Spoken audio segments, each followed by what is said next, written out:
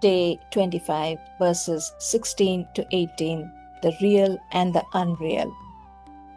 Namaste and welcome to Gita 360. So far, Krishna has introduced two important ideas. The soul is eternal and life's experiences are temporary. Today, in verses 16 to 18, he goes deeper into the difference between what is truly real and what is changing and unreal. The temporary has no existence, and the eternal never ceases to be. This truth has been seen by the seers of truth after studying the nature of both. This verse sounds simple, but is deeply philosophical in meaning. What is truly real does not come and go. What comes and goes cannot be ultimately real. The verse refers to asata, which means something that is temporary, and sata is something that's eternal.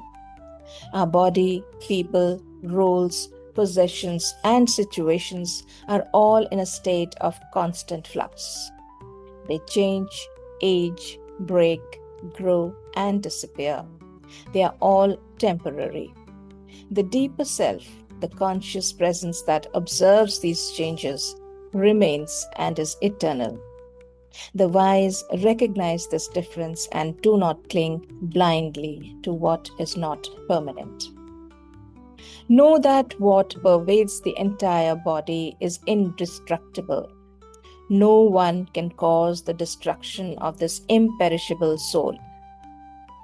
Here, what pervades all can be understood as the presence of consciousness, the soul, the self, or the divine.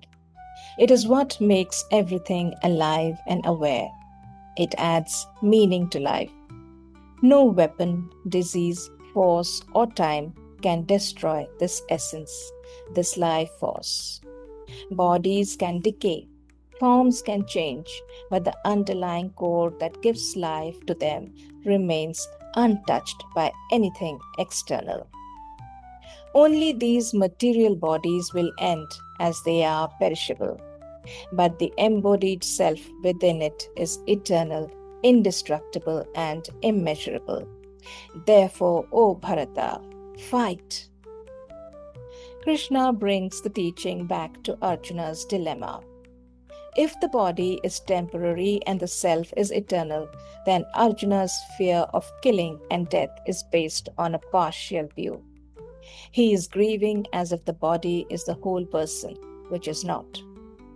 Arjuna is grieving the loss of people he has loved and respected, but the love and respect was for the soul, the life force of these people, which made them who they were. Arjuna would not be able to touch this essence of his loved ones.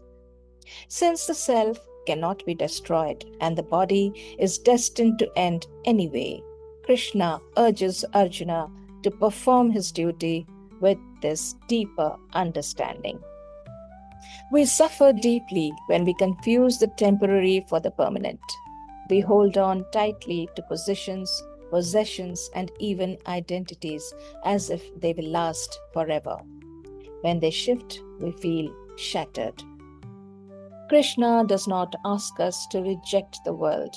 He asks us to understand it correctly and prioritize it accordingly in our lives. The world is real as an experience, but it is not permanent.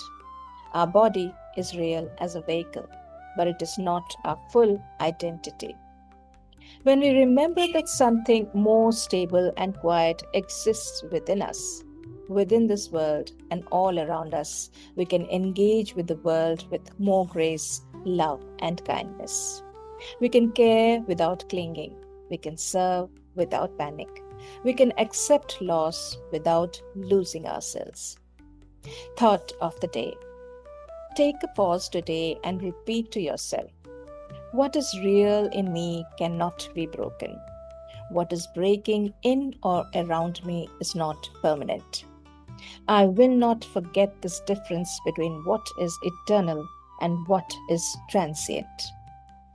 Thank you for joining me on Gita 360.